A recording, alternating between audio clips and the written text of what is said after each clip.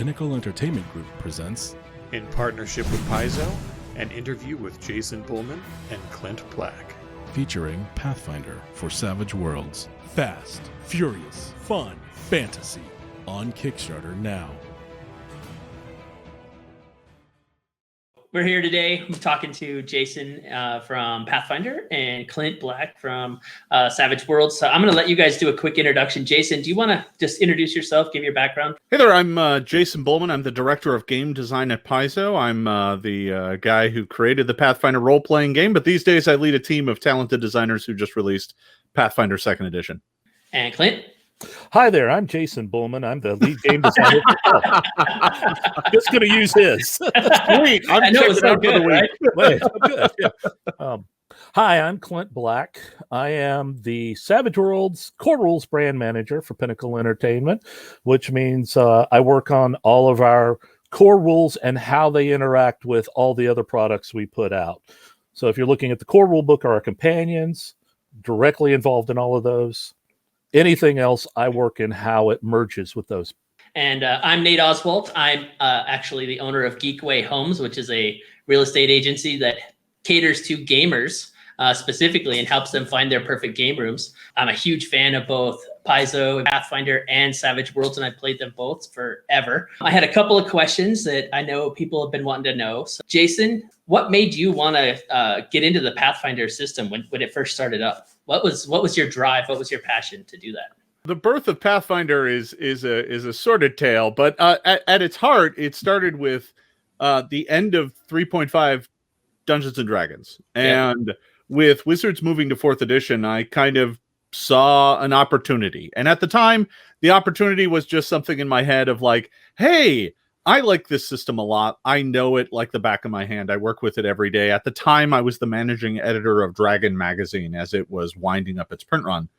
And I had this thought of, hey, I have a bunch of ways that I fix this game. Maybe if I put those together in a PDF, people might be interested.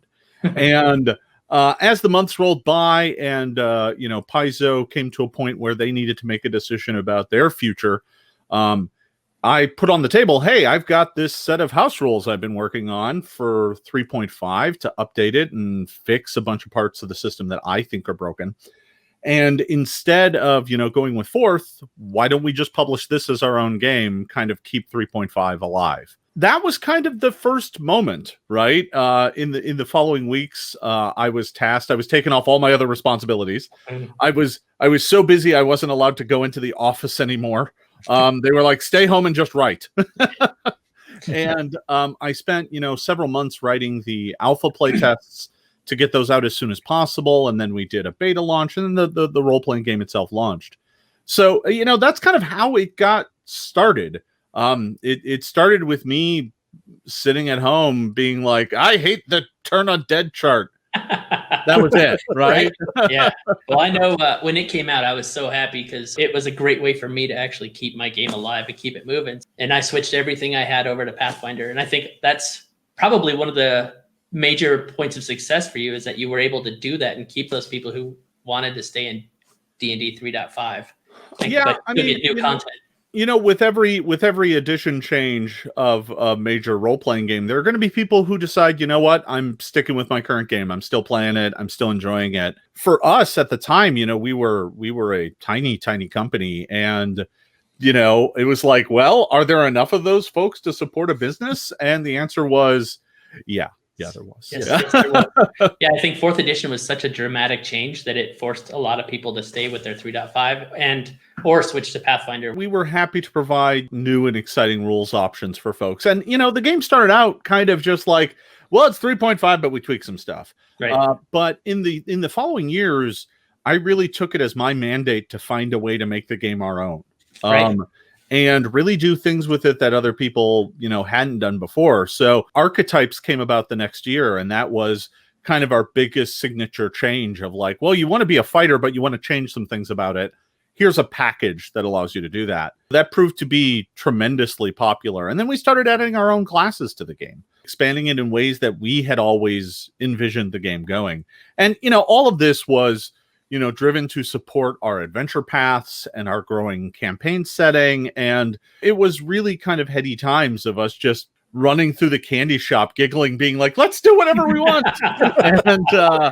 and you know, it worked. So I couldn't be more happy with the work of my team that made that happen, and the work of everybody else at Paizo working on all the other lines. It kind of creates a big ecosystem of products, you know. So it's really exciting stuff. Yeah, that is exciting. What was the push to really make the archetypes? Because that was a big thing, because in 3.5 we had a lot of prestige classes and we had all those separate books that were all out there. You could condense that down into archetypes. Well, I think for me, one of the biggest things that I saw as kind of a problem with if I could get nerdy here for just a moment, one of the things that I saw as a problem with the game engine and how it incentivized play was the 3.5 engine really made it advantageous to say, I'm going to take 2 levels of fighter and 2 levels of barbarian and 3 levels of rogue and 2 levels of this and 2 levels of that. Well, the only problem with that is, you know, it's being incentivized by the game engine, right? You know, so you want to do it because it makes your numbers the best they can possibly be. Right. The problem is that then when people sit down at the table and they're like, "Oh, what are you playing?" and you list off 40 classes, you know, that's a hyperbole, but if you list off 6, it becomes a challenge for everyone at the table to have a shared narrative. It's one of those places where the rules are messing with the shared creative space. Right. So, you know, everybody's sitting down to tell a story together, and it's really hard to tell a story when the person next to you is kind of hard to imagine. If the person next to you says, "Hey, I'm playing a cleric," cool, I know what a cleric is. I know what your role is in the party. I know how you're going to function. I know how to rely on you during the battles. But if the person next to you says, "I'm a barbarian 2, rogue 2, ranger 2, wizard 4, sorcerer 6," I don't know what you are. Are you going to be helping me? Or are you just going to be running around killing everything while I stand there going, "Hi, I'm playing a rogue," you know? And so archetypes that was the problem.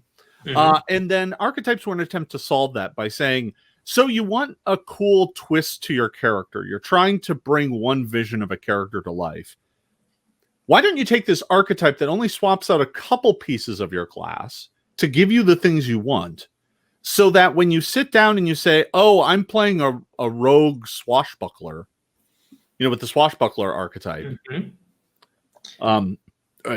whatever we called it in Pathfinder, you know, the person next to you still knows that you're a rogue, still knows that you do rogue stuff, but they also can then expect you to be a little acrobaty and dancing around the battle. And it totally makes sense. Yeah. Yeah. And that's actually one of the things that I really kind of liked about Savage Worlds as well when I was playing, is that you can kind of have everything, but you have a type still when you're playing in Savage Worlds, and especially in the newer Savage Worlds games and this way and stuff. And Clint, did you guys run into that in Savage Worlds? Not exactly. In Savage Worlds, it's a little bit trickier to be great at one thing kind of starting out.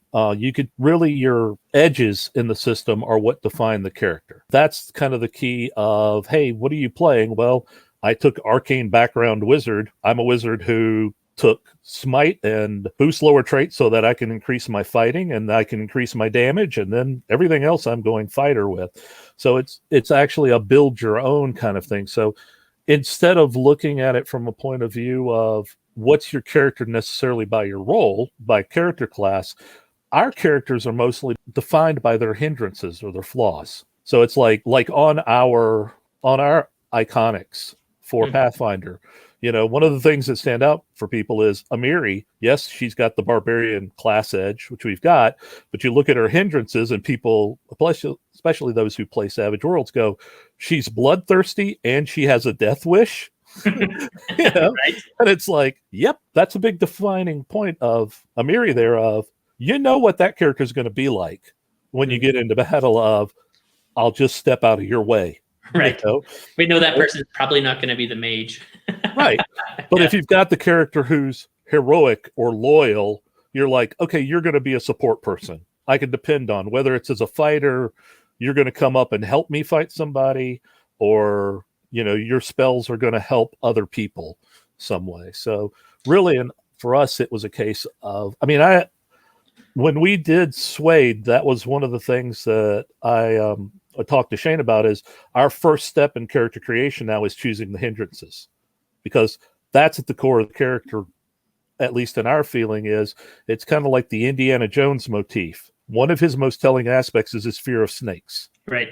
You know, he's great at everything else, but it's his fear of snakes that kind of makes him cool, you know? And so it's really the flaws. And then you work off of that of, okay, what's the character's flaws? What are they not good at, or what limits them? And then, you know, build off of that. But those flaws tell you more about what is that character going to be doing, you know, when we're playing the game. Right. Are they helping me, or are they rushing headlong into battle? So what it sounds like is both of the games we're really trying to identify how that character is going to fit into the game and how to fit into the story versus game the mechanics to monopolize the story. That is one of the things that drew me to both of the games, is that you don't have to sit there and spend hours and hours and hours mechanicalizing to make your character the best numbers wise, because it's really about the story. Yeah, I think that's kind of at the heart of it. I mean, both games are trying to give players the kind of most tools that make sense within their engine to kind of define their characters, right? And both games are kind of coming at it from different perspectives and different angles, which is that's the heart at what makes games different from one another, right? I think Pathfinder has kind of a base assumption of there are problems in the world and there are kind of set ways that you overcome them. A lot of that is pretty rigidly defined. Like, what's the best way to get rid of undead? Well, bring a cleric, right? What's the best way to overcome a trap? Bring a rogue. Not every game approaches it that way, right? You know, other games are a lot more open in how the players approach problems. They're like, these are the problems, and the way you overcome them depends on the group dynamic that you have built.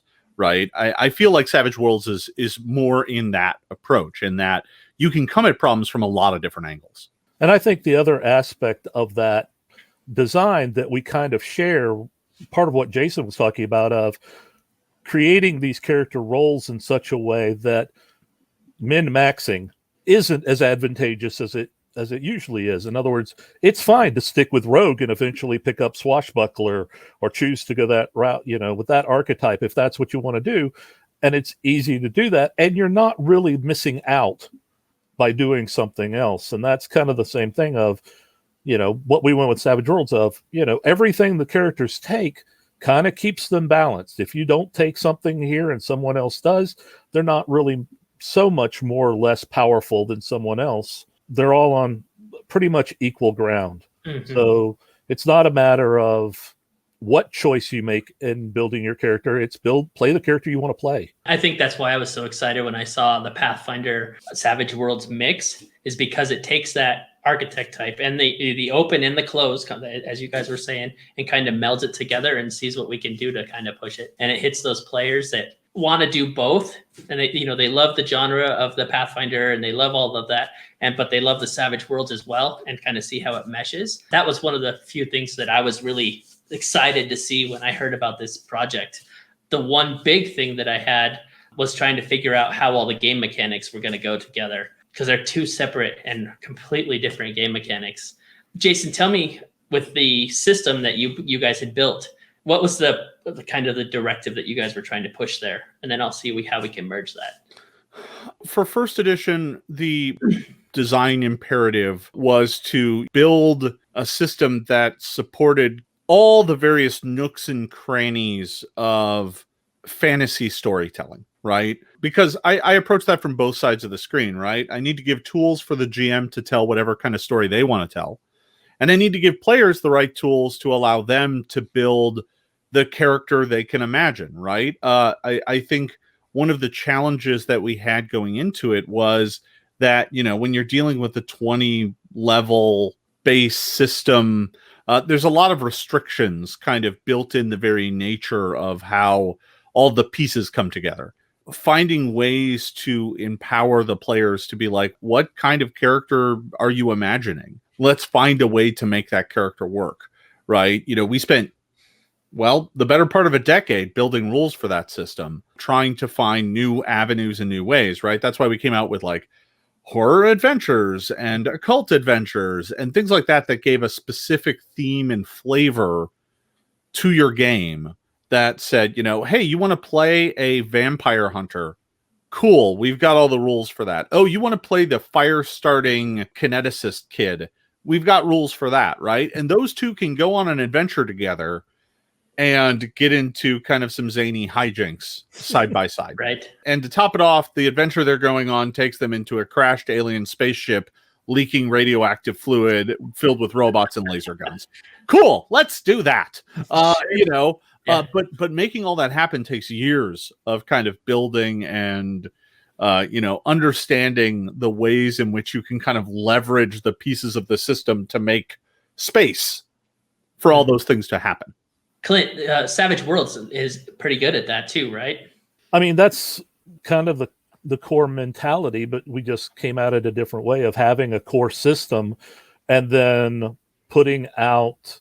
I mean, our theory was you have the core system, those rules. Once you do, you're set. And then we put out a setting book that would have the setting rules for, is it more horror? Well, then this is going to have more rules for horror beyond. We have fear rules in the core book. This expands on that because this setting is going to focus more on horror, or it's going to be Pirates of Darkwater meets Pirates of the Caribbean with 50 fathoms. So we're going to have, here's your ship-to-ship combat. Here's all the stuff in that for just that setting. So we stuck it more setting-wise until we got to our companions, which were kind of like what Jason said, where we had horror companion, fantasy companion, supers companion, sci-fi, and all of those to give people more tools to create their own stuff. Because by the time we got to the companions, we'd realized so many people were doing that. I mean, that was amazing and wonderful to see that people were creating their own stuff, using the core rules, creating their own settings.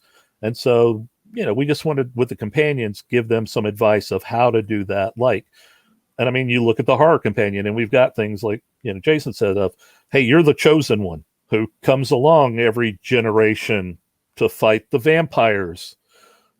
Not like a trademark TV show at all, but Never happens. Never happened.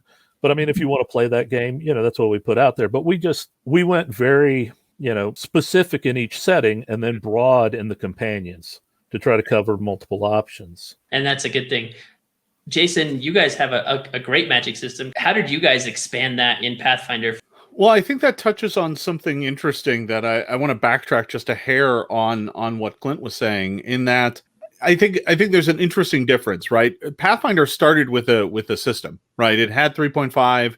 We didn't want to change a lot of that. And as a result, we were just playing the additive game. We were bolting systems on left and right. Whereas Savage Worlds, you can really see the difference in that it starts from a holistic approach, right? Kind of what you want out of it when it starts. And that mirrored how we approached Pathfinder 2nd edition, right? In that we were like, okay, we're going to start from scratch. Instead of building a whole bunch of things and bolting them onto an existing system, we're going to take the whole thing apart and put it back together as one holistic piece. So, when looking at our magic system, that's kind of the same thing, right? So we started with a very robust 9-level spell casting system with 30 years of pedigree. We had to find ways to make that kind of interesting. And there's lots of ways you can do that, right? I mean, there's the obvious, just kind of, well, there's more spells, here you go. But we tried some experimental things with Pathfinder 1st edition. We did, words of power, which allowed you to kind of just utter little words and cast spells. We tried a lot of magic subsystems, like there's magical dueling that bears no resemblance to any wizarding school dueling that you would ever have heard of. So ultimately, as I said, just as with the other stuff, all of that was purely additive. We couldn't fundamentally change the core of the magic, although we did find some ways to tinker with it in the later, years. The Arcanist, whose spellcasting is almost now identical to the way 5th edition does spellcasting. We were playing around with that for years, trying to figure out a way to make that work where, we would change it that way. But fundamentally, at its heart, we were still locked into certain constraints. Right. We did what we could. Yeah, the tried and true. And now that we're moving into the Savage World system, I was looking through the book and I'm pretty excited to see what you guys have done, Clint. Can you explain some of that about how you guys are doing magic in there in Savage Worlds? So intriguingly enough, Shane was just talking about this. Part of the concept for Magic and Savage Worlds came from back when he worked with TSR. And he said there was actually a sheet that was behind the scenes of how to create magic spells. And it basically, hey, first level, you could do this much damage. Second level, this much, these were the things. And Shane, as Shane said, he goes, it'd be pretty cool just to say first level spell does this much damage. And then you could call it whatever you want. Let the player decide. And essentially when we got to Savage Worlds, we have Bolt.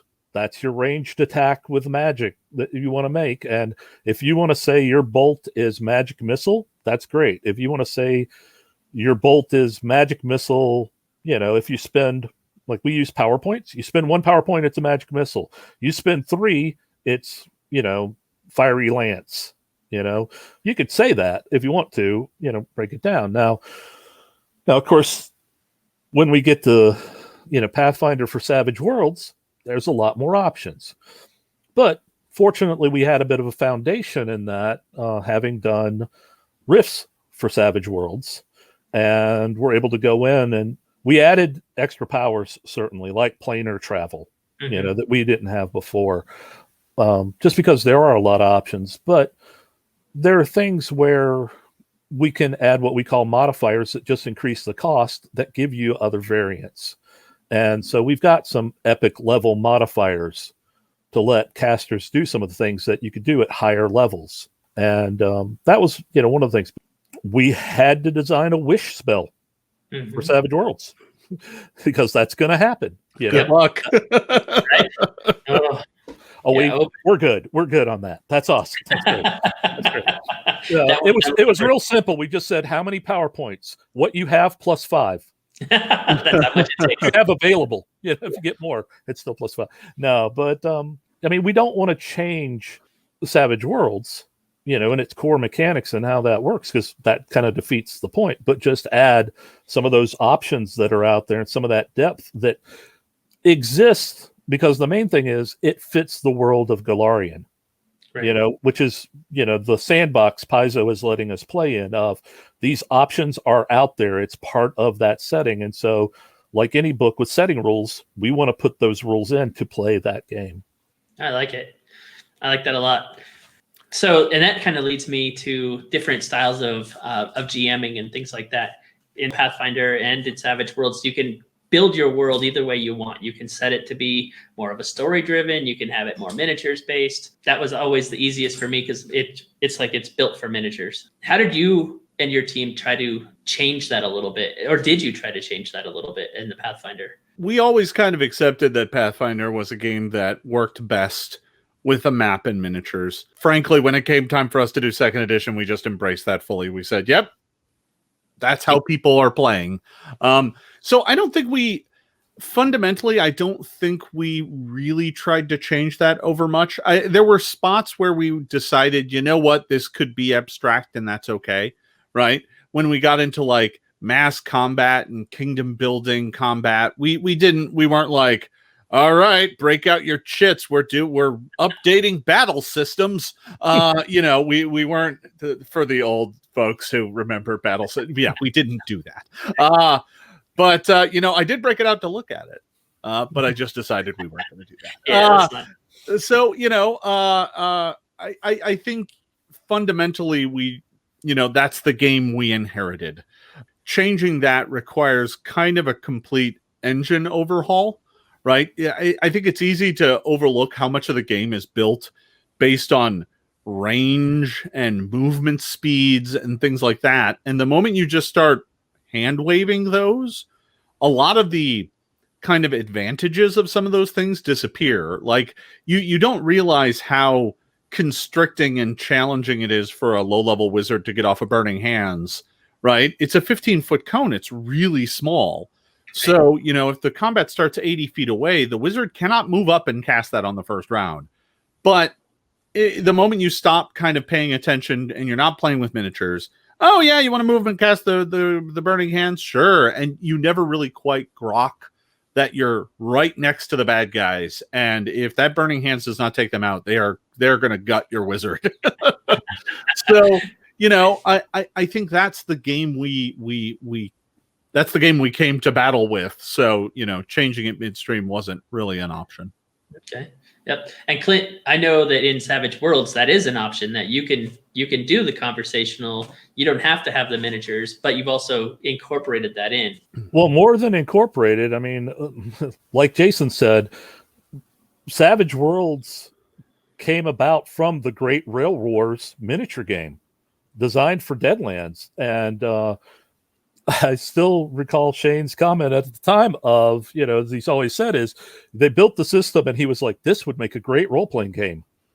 I already have a role-playing game. Let's not make my competition yet, Right. My own competition. But, later on he decided, thinking about playing, I actually think, as I recall, he was playing a Game of Thrones campaign. And he thought, and that's kind of where Savage Worlds started from. Hey, let's bring that back in, because then you can have all those troops on your side and run them a lot faster and easier, and that's what he wanted to do. And again, it came back from that. So yeah, miniatures is where we started. That said, over the years, as we've kind of refined the system, it hasn't really been so much new additions. It's just trying to improve along the way. As we did, we realized way back, I'm not sure which printing it was. I think it maybe was when we did Deluxe more so, but that there were people that wanted to play Theater of the Mind more so, even with combat. And so because we had kind of, as Jason said, we had come at the game from kind of a holistic approach, it made it easier to kind of transition to offer that option. I mean, when we use miniatures, our whole concept for using them was to make the game faster. Right. It's like our templates aren't a case of, you put it down, is it completely underneath it or whatever. It's like you put the template down. If it touches, the mini, it's affected. So it's there just to make it quick. Just put the template down. Does it touch it? I don't care where it touches it. If it's in it, you chose to have a mini with a big long arms outstretched. Sorry, you're hit. That was your problem. Right. You should have gone for the guy in prayer. Or huddled up.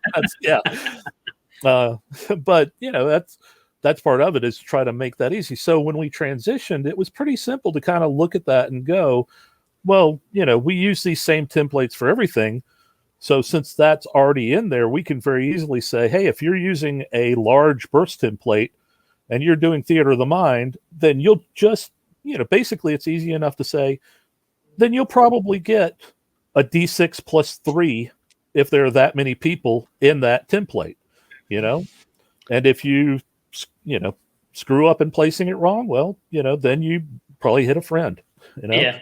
But I mean, as we went along, and especially when we got into Suede, we wanted to, I don't want to say provide options for other types of play, although that's there, but also just for GMs along the way. It's like when we added in quick encounter rules, which can be used for anything, and it's a simple matter of you can use it for combat.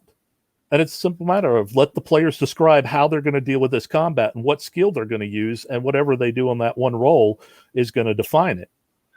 It can be that flexible and have a result chart that says, hey, did you, get a raise? Great. You did phenomenal in this, combat. You critically fail?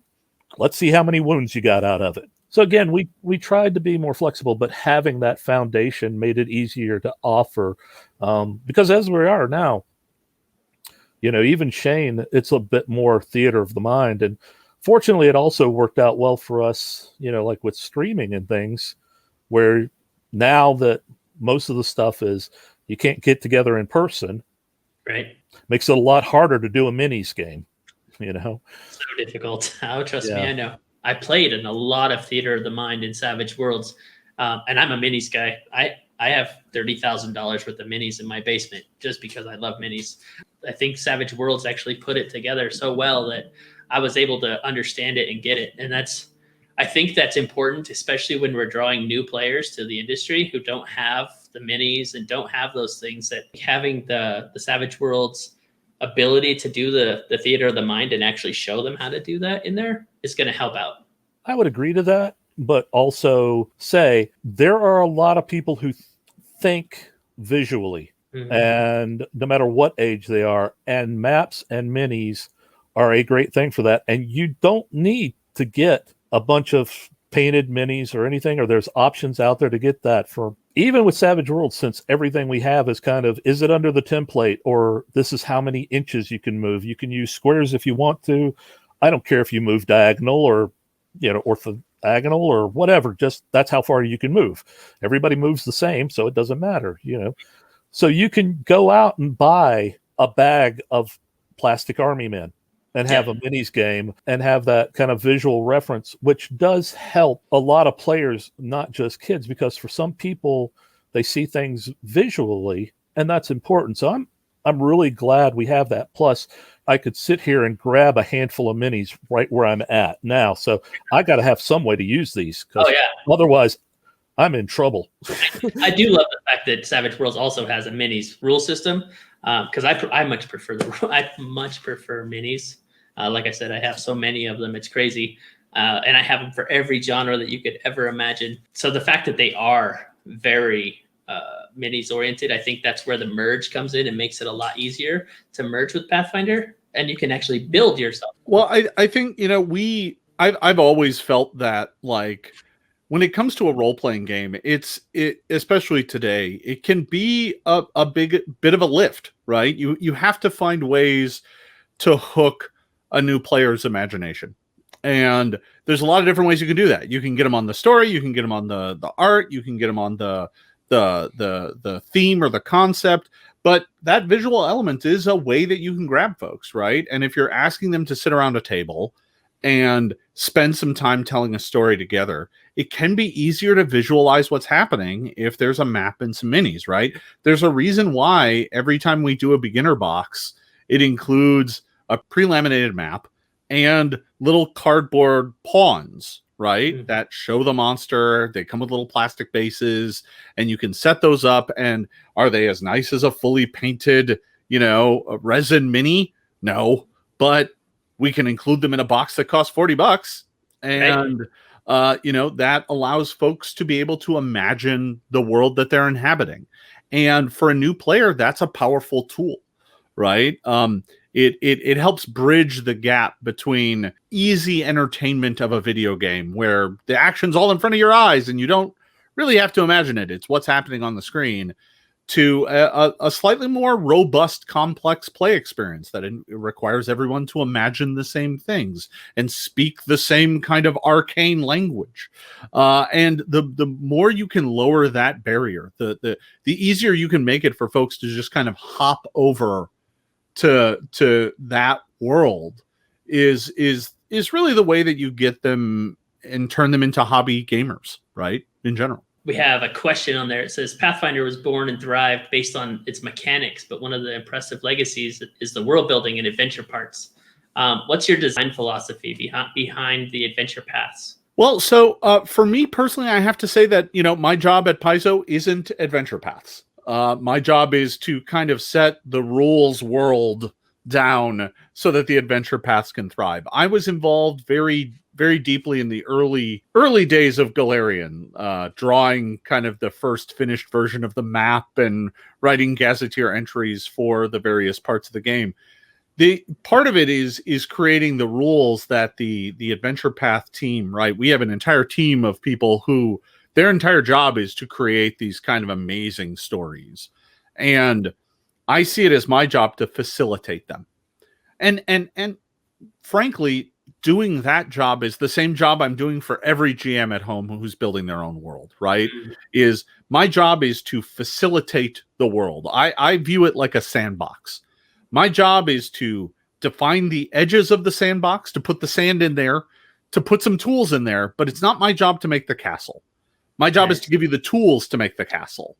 And fundamentally, that's what, these folks are great at. Don't ask me to do it. I'll just pile up sand. I'll make a mess. Ask anybody who's played my home games. They're convoluted, overwrought, layers upon layers of intricacy that require journals to comprehend. Nobody wants that in an adventure path.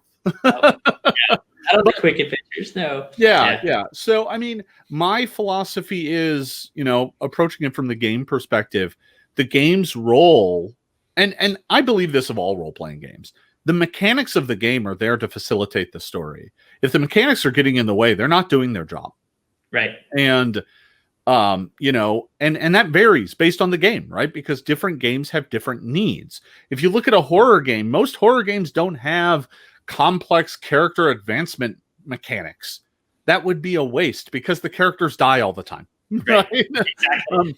Whereas a fantasy heroic journey thing needs robust advancement. You need to feel like your character's power and story are growing. The same goes for the story creation side of that as well. So, your horror games, they don't need a broad swath of monsters from pitiful little imps to mighty demons, and powerful dragons. They just need a good swath of horrific monsters, right? Same goes for us. So my job from the game designer's perspective is just to make sure I have the right tools for the right stories that folks want to tell. So that actually makes a lot of sense, because then the adventure paths can go down and take it, and they can do whatever you want. So you open it for everybody. So Clint, how did Savage Pathfinder kind of take those adventure paths and kind of switch them over? I think it's kind of funny because Jason and I have essentially we have the same job for different companies. Right. We're working on making the sandbox. Now, that said, I get in the sandbox, sometimes, but as most of the people that write and work on the sandboxes will tell you, it's like Godzilla visiting Tokyo when I come in. They have a word for it called two words called the black edit. When it's gone to Clint and comes back, and I give them I love what you've done here, but starting on page 1,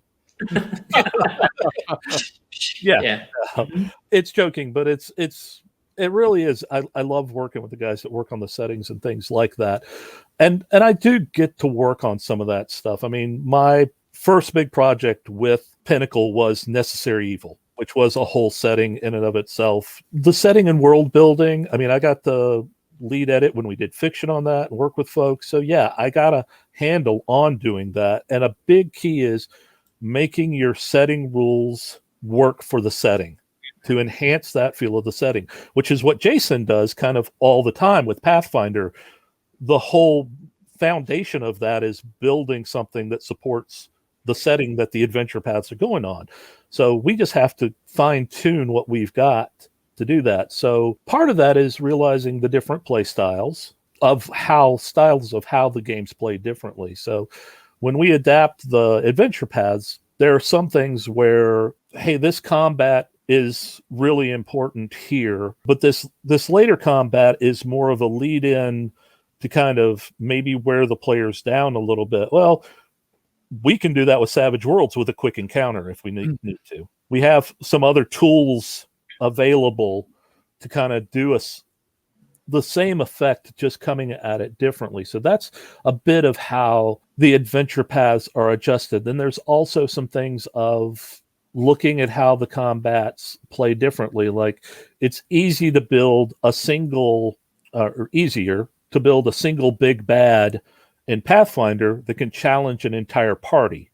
It's a little trickier with Savage Worlds. So in some of our encounters, there'll be a big bad, but then they'll have some support as well. But that's easier for us in Savage Worlds because extras, as we call those kind of support characters, are basically one roll of the dice for the GM. That's how the system was designed. So we take the strengths of the system and we adjust it to the setting so that you get the same feel, you're getting the same kind of experience. It's just applied to how the rules work for us.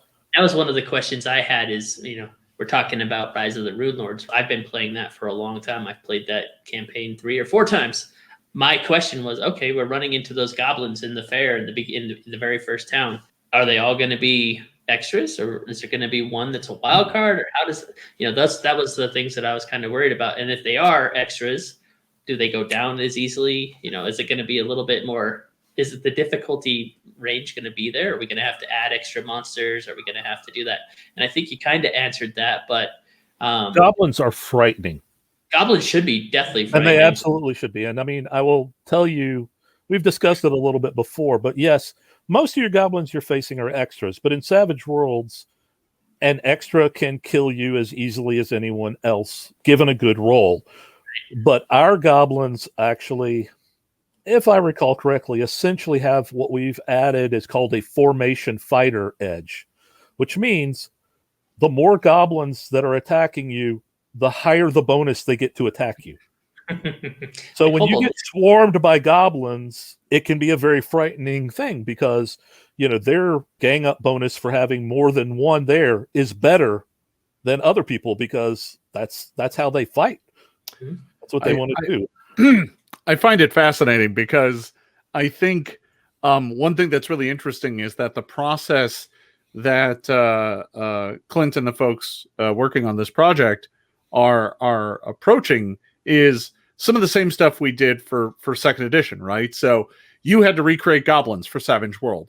We just did that for Pathfinder second edition. And I find it fascinating how we came to similar conclusions. So you gave them bonuses when they gang up on you. We gave them an ability called Goblin Scuttle. So when they gang up on you, they can shift around and get into flanks very easily. So the moment goblins are upon you, they will just swarm around you. And they constantly have flanks giving them bonuses to hit. And, you know, for us, that's a really big deal in second edition because a bonus to hit doesn't just increase your bonuses to, you know, land that hit, but it also increases your chance of getting a critical hit, which then greatly increases the amount of damage they're dealing. It is kind of interesting because, right, if you look at the Swallowtail Festival, which is the fight you're talking about, right, is you're at this festival, this dedication, and goblins burst out. Spoilers, everybody, for this 10-year-old adventure path. That, you know, goblins burst out and cause mayhem. And it's a series of quick fights, right? There's the main fight that kind of happens, but then there's some others around town that you can go chase down and stuff. And it's none of them individually are designed to be killer. They're kind of the warm up to the adventure path, right? They're there to get you started. You know, they're not designed to be super hard, but you are low level characters, so bad dice rolls can turn them into a catastrophe.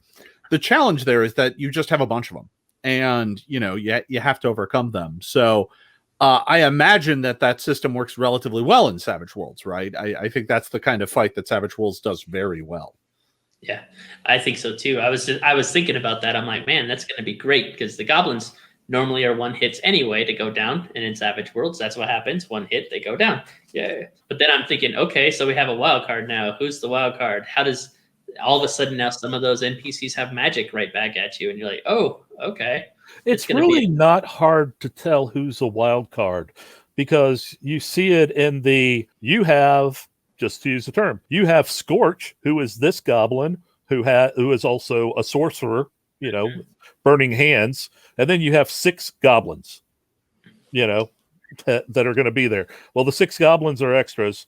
Scorch is probably a wild card, or, you know, because we have some other things, he might be like resilient, you know, which is a thing where he has an extra wound, you know, that he can, you know, he doesn't go down as easy. We have a little bit of variance in there, you know, in the system to work with that. But yeah, essentially, I think it's fairly easy to say if the goblin actually has a character class, there's a high probability it's going to be a wild card. Yeah, that's, you know, as opposed to, you know, generic goblin. Also, you know, if it's got a name, yeah, if it's not Goblin 3, usually a good sign if you have a name. Yeah, if you get a name, yeah, if you get a name, you get to be important. All right, you know. Although Scorch, if you're, you know, commenting on this right now, I still have the power to make you not a wild card. So I just want you to know that. Yeah, be nice. Yeah, I'm excited to see how this is going to go, and the fact that you can take it from such different levels and different things, different GM styles, and that you both systems are now trying to support that, where you can actually have the Mind's Eye Theater versus the minis versus those things. I'm excited to see both of those. So, yeah. Well, I'm thrilled to be able to play in the Galarian sandbox. I mean, I really am, because for me, it's almost like a spiritual successor to like Mystara, the original setting, where you had those options of whatever type of fantasy game you want to run. There is a place in Golarion to run it. If you want to run the Viking game, then there's a spot up north to run it. If you want to run the city intrigue game, there's multiple cities around depending on the style of game you want to run that's there. And if you want to add in Mideastern themes, Syrian, I think, there's the whole realm to that too, where you've got the shifting sands and the pyramids and everything for whatever you want to run it. I think Golarion did a great job, of making that very cohesive, considering, how magic works, but also keeping in, yes, because of magic, you can have these different kind of societies that came about and maintain their society either due to magic or how they are, or separating them by region from other places. There's a mountain range between this place and the others, so unless you can teleport and you've been there before. I think that actually speaks a lot to how we actually built Golarion. We actually kind of sat down as a group, and God, this was 12 years ago now, and just said, what type of fantasy adventures are there, and just created a list of them, and then tried to make sure that we had a nation or a land or a place that made sense for that story to exist. Oh, you want to run gothic horror? Go to Ustalav. Oh, you want to go fight mummies and pyramids? Go to Assyrian. Oh, you want to go fight a tyrannical devil-worshipping nation? Go to Cheliax. Vikings, great. Go to Land of Linorm Kings. Oh, you want to go fight, barbarians on top of woolly mammoths? Great. We got the mammoth lords, right? There's a place for everything. And you can take your adventurers from place to place, telling whatever kind of story comes to mind. That's perfect. Have you guys ever actually played in a game together? Is it being that you guys are both game designers? That would be interesting. I think Clint, I'm going to wager you suffer from the same problem that I do, which is I arrive at a convention and I have to work the entire time. Yeah, you're swarmed with people the whole time. Getting a chance to game is so rare at a convention these days. I mean, back when we, had conventions. That's that's true. I mean, Jason and I see each other. The most we get to talk is if we happen to be on the same panel, which is actually how we kind of got to know each other, was because we tend to be the two main representatives of our games who go to Dragon Con. And I think that's where we get the most time to talk. Although at Gen Con, I always try to stop by and say hi if we don't run into each other somewhere else. But Dragon Con is all business almost all the time for the industry. Gen Con is such a zoo. It's usually just like, hey, how you doing? Like your new thing? Cool. I'll stop by your booth later. Bye. It's all and Dragon Con is like, I'm caught in the tide. Sorry, I'm caught behind a tide of Boba Fett's. I'll see you later. But I will say it was at Dragon Con that I learned that Jason's Worlds, if he did the adventure pass, all of them would have a trail that led to Lich Mountain. Lich Mountain, yeah, no, that's right. Yeah, it's very. I love Lich Mountain. Ongoing joke. Yes, yes, that'd be perfect. Every problem in your campaign can be solved by a lich. That's my rule. Lich Mountain is not just a mountain that has a lich on it. It is actually a lich on a mountain of liches. It is a mountain of liches. Yeah. Yes. Wow. That's cool. I love the undead worlds. So yeah. Yeah, one of the things you tend to find out on panels when you get a bunch of tabletop game designers together is you get it's odd, but it's very common in a panel to get a theme of questions that tend to just follow. I think one person asks a question and others feel like it opens it up for them to ask similar things. So I think in that panel was the one where we got a lot of dealing with problem players. Well, how to do that is pretty much the same. So if you've got like 5 people, game designers on a panel, the first one to answer is giving the same answer most of us know. The second one to answer is like remembering one other thing. Yeah, that's good. Third person, by the time you get to them, they've thought up one more thing. You get to the 4th or 5th person, they're running out of things to say. And I think Jason was at the end of the line and he goes, Lich Mountain. I usually, whenever that question comes up, I usually wait to the end. I'm like, no, you guys go. I got my answer. It's yes. That solves all the problems. Yeah. No, that's great. I've covered most of my questions. Do you have anything specifically for each other that you guys are thinking about? Well, let me just say that everybody in the digital halls of Paizo, as we're all working from home these days, we're all very excited to see this Kickstarter really take off with kind of a roaring start.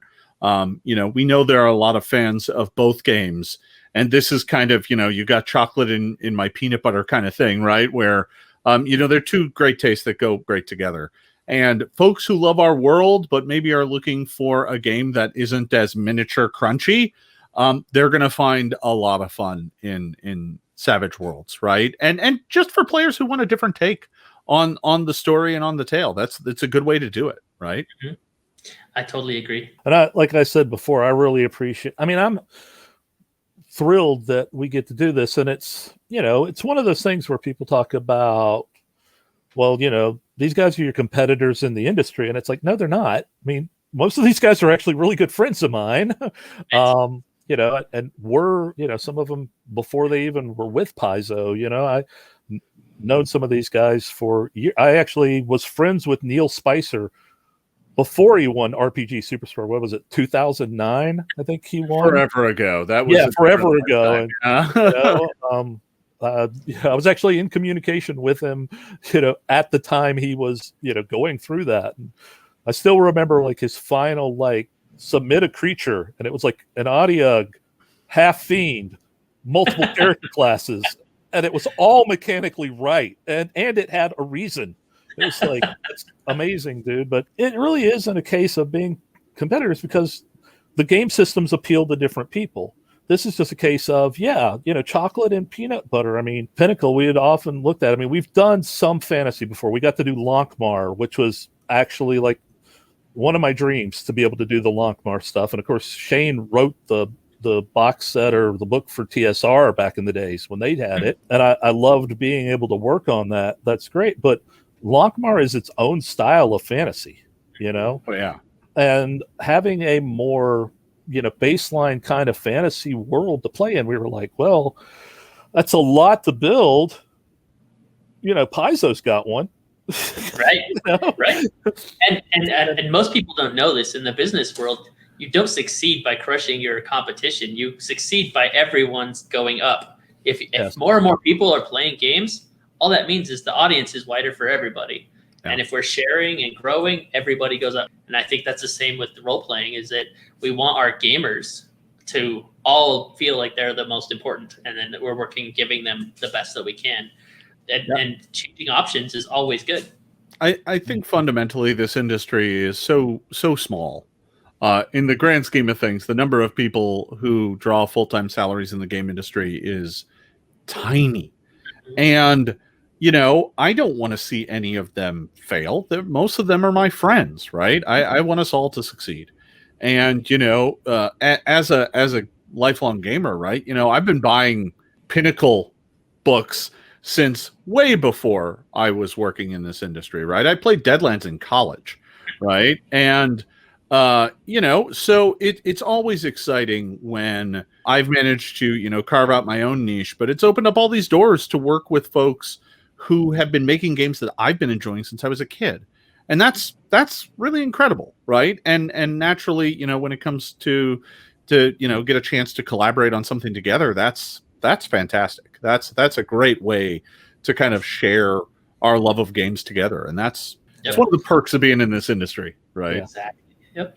And the other thing I like is that not a lot of people play those older games and those older campaigns that have been sitting on the shelf for 10 years.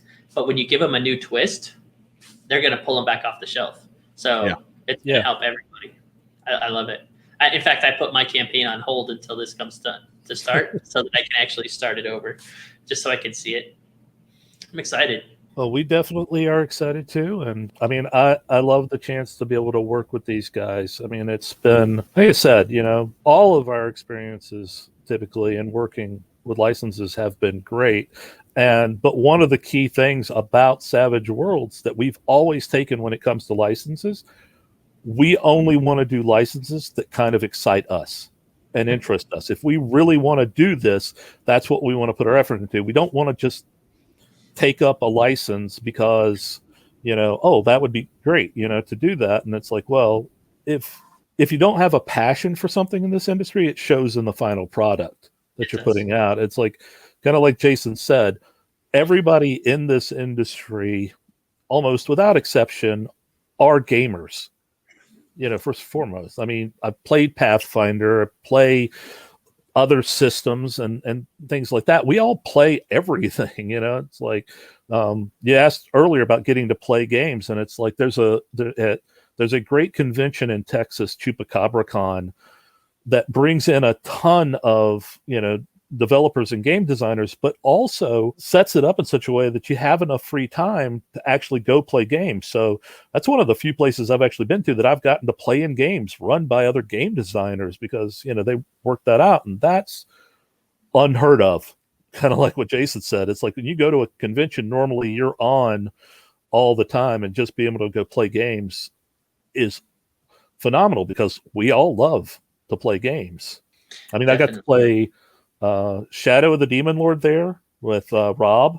And I got to play with Steve Kinson 1 year with Icons after he had come out with that. And I mean, that's just phenomenal, because again, I like their stuff. I like ours. I mean, Rob's stuff is a little disturbing, sure. But, that's his thing. That's his thing. I've written a couple adventures for him, and it's always like, yeah, how awful do you want to be? And I'm like, yes. Yes, but only here. yes. Right. Yeah. That's perfect. I appreciate you guys taking the time to sit down and talk with us today. I know you guys are really busy, especially trying to get this out, get it moving. So I don't want to take up too much of your time, but I could sit here all day and talk to you guys. It was kind of a fandom thing. I was a fanboy when Dustin's like, "Hey, do you want to do this?" I was like, "Oh yes, this is going to be fun for me." So, because I love Pathfinder, Rise of the Runelords. I have 2 copies of the hard copy book. I now have the digital copy. I've been running it forever. My son knows the whole story in and out, but I still play it for him every time. And then Savage Worlds, every time a book comes out, it's on my wall. So, and I know Shane, I know Clint, I know everybody. So it's kind of cool. I was glad to be able to talk to both of you guys at the same time. So thank you. Yeah, thank you for having me. Yeah, thank you for having me. Also, I love your table there, your game table. That's a beautiful game table. Yeah, it's special made, right? Yeah, right. Funny enough, we got one of those for our game studio where we stream games from the Paizo office, and it showed up like 2 weeks before the pandemic hit. So it's assembled, sitting in an office. It'll get used one of these days. One of these days. Yes. Yeah. Yeah, that hurt. And for those who don't know, my wife Jody and I, and Jody is CEO of Pinnacle, are also the owners of Carolina Game Tables, which is what he's sitting at. And yes, we were thrilled to get Paizo their table. It was like, yeah, oh guys, you're gonna love this. Came just in time for us to all go home. Yeah. I know. This pandemic needs to end so we can all get back in here, especially since the Kickstarter's up and moving. We need to get that finished up. If you haven't seen it, check the Kickstarter. And then the link is going to be in the comments if anyone wants it. And then we can put the links to the Carolina Game Tables in here too for you. Well, first and foremost, everybody stay safe. Definitely. That's the most important thing. But I can't wait till we do get around the table again. And I'm kind of hoping, I think I got an email from him today that, maybe there will be a Dragon Con in person. Who knows? And, we'll get to see each other and wave from 6 feet away. as long as 75-80% of the population has a vaccine, I'm there. Yeah. Otherwise, I'm going to be in a plastic bubble. Yes. It's coming, and we'll all get back together soon, I'm sure. So yeah, that's a big thing. And I look forward to meeting you guys both again. So thanks again. Thank you.